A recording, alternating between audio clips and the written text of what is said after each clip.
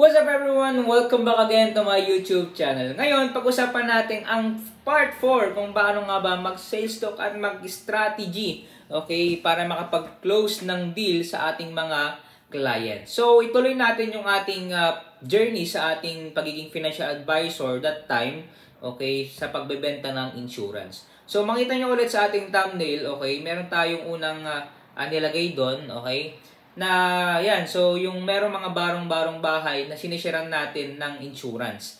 Okay, so kuya, paano yun? Mahirap naman sila. Hindi na di bale yun, okay? Basta ang mahalaga ay mai-share mo sa kanila yung kahalagahan ng insurance. Okay, so start ka sa maliit. O kaya naman, pag mayaman, start ka sa malaki. Depende yan kung paano yung deal mo. Okay, at the same time, kasi iba-iba kasi sitwasyon ng tao. Kaya iba-ibahin mo rin yung mga strategy mo. Paano mo siya i-deal, okay? Kaya siyempre, huwag natin kalimutan na mag-pray lagi para alam mo kung paano mo i-deal yung isang tao. Okay, so makita nyo, okay, paano ko na-reach yung mga ibang tao na na-close deal ko sa aking paghahanap ng client. O kaya naman, paano ko nakahanap ng mga prospect. Okay, una, okay, kanina yung mga video ko, meron tayong kwento doon na una kong target is yung barangay, yung yung kabarangay ko. Tapos yung kapitan, tapos yung mga kagawad. Tapos, pangalawa, okay, ang ginawa ko doon is yung mga, yan, yung pinsan ko, referral. Okay?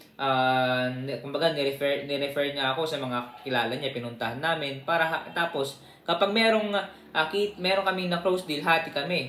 Tapos ngayon naman, ang aking target market is yung community. Okay? Sino ba yung mga kasama ko sa isang community? Like, for example, basketball na community. Okay? O kaya naman yung sa church, okay, mga ka-member, ka-churchmate. So, yun, pinuntahan ko sila, tapos siniran ko sila ng insurance. Kaya makita nyo sa ating thumbnail, yun yung una kong siniran na insurance. Okay, tapos, okay, nirefer din ako ng isa kong ka-church member. Okay, so kumbaga, meron kasing power yung referral eh. Okay, kapag alam nilang maganda yung binibenta mo, nire-refer ka nila, uy, merong insurance si ganito, ganyan. So, nire-refer ka nila. Kaya, ang nangyayari, sinasamahan ako, tapos pupuntahan namin yung kanyang kaklase. Okay, yun yung power of referral. Maganda na nire-refer nila yung product mo. Okay, for example, sa pagkain, pag alam ng masarap yung pagkain mo, yung produkto mo, okay, yung mga bumili na sa'yo, i-refer yung pagkain mo. Kasi nga, merong power yung pagre-refer ng iyong produkto. Kaya, tapos yun, pwede mo rin bigyan ng kahit konti pang merienda kapag nirefer na yung produkto mo. Okay? Tapos, after that, okay, makita nyo sa gitna ng thumbnail, okay, ay meron tayong isang print doon. Nag-layout yung isa kong kasama as financial advisor. Okay? Ang ginawa doon is yung parang ini-strategize din, yung 1.4 o 1.9 per day. Okay? Kung baga, ipunin mo yung kada araw, tapos ma-reach mo yung per month. Okay? Kumbaga, pag nag-ipon ka ng $2 or piso kada araw, meron kang maiipon para ipangbabayad mo doon sa insurance mo. Binibigyan mo ng idea yung client mo kung paano nga ba siya mag-iipon. Kasi nga, as a financial advisor, dapat alam mo kung paano mo siya i-advise. Kasi financial advisor ka nga eh. Advisor ka nga eh. So, dapat ikaw mismo, alam mo kung paano mo sila i-advise, paano sila mag-iipon. At the same time, ikaw mismo, dapat may insurance ka.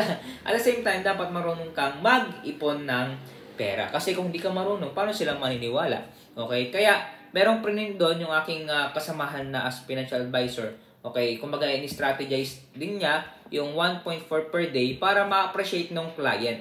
Okay? Kumbaga, tinuturuan mo siya kung paano nga ba mag-ipon at the same time, makabayad sa commitment niya na insurance per month. Okay? Doon pala sa mga insurance, meron namang tinatawag na 5 years mo siya babayaran, 10 years, 15 years, o kaya hanggang 60 years old ka na. Okay? Kaya, papipiliin mo talaga siya at the same time, madami kasing mga products eh. Tapos yung mga illness, critical illness, yung mga ganung etc. Kaya dapat alam mo yung product mo kung paano ka makipag-deal. Okay? Kasi nga, mahalaga yun sa pakipag-deal. Okay? Kaya, pwede ka rin mag-strategize, mag-print ka ng mga brochure, okay? Okay, flyers, para kapag binigay mo, okay, alam nila kung saan kila kukontakin, lagay mo yung number mo, para kapag nakapag-close deal ka, okay, mas talo ka na namang magpupursige. Okay? O kaya naman, at least, nasasabi mo sa mga ibang tao, pinapakilala mo na ikaw ay financial advisor at nagbebenta ka ng insurance. So, yun yung aking mga strategy nung time na yon. Kaya kung gusto nyo i-apply, try nyo i-apply yon kasi dagdag points din yon. Okay? Kaya, mas lalong magkaroon ka dapat ng idea pa. Kasi, wala prosigido ka eh. Okay? Hanap pa ng community. Okay? Yun yung gawin mo. Community, pwedeng mga kakase, okay? Mga batchmate mo dati. Yun. Okay naman, basketball community. Okay? Tapos, mga community na malalaki. Okay? Pwede mong pasukin. O kaya, Facebook group. Okay? Pasukin mo yung mga yun. Mag-post ka, tadtadin mo ng post. As my experience, nung ako ay nag-negosyo na that time, tinadtad ko dun sa social media, okay, sa Facebook, okay, especially sa mga Facebook group. Okay, so ito, bonus tip ko sa inyo.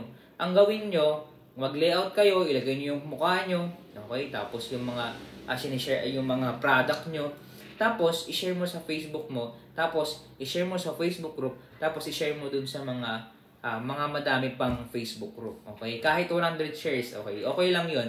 Okay, wag lang yung video kasi pwede kang ma-detect ni Meta, ni Facebook at iba-block ka. So kasi na-block yung dati kong page dati kasi yung video sinishare ko sa sarili ko.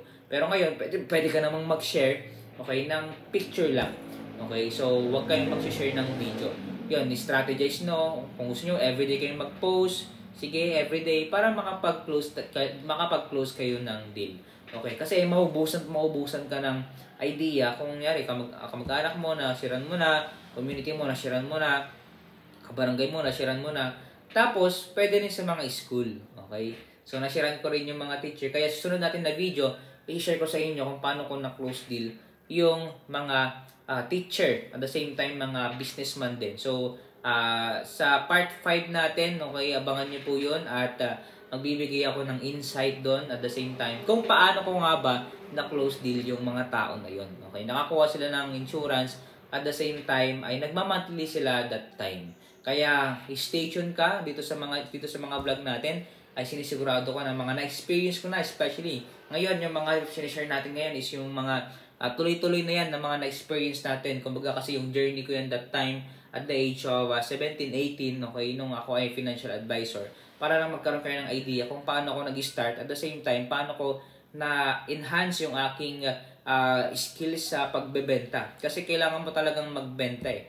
Okay, sabi nga nila, okay, 80% yung pag-sales stock, tapos 20% na lang yung products. Kasi kung di mo alam magbenta, mahihirapan ka. Okay, kaya sabi nga ni Warren Buffett the more you learn, the more you earn.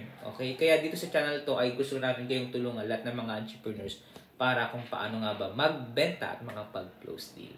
Salamat sa panonood at dito muna tayo. See you on my next vlog and God bless. Bye-bye po!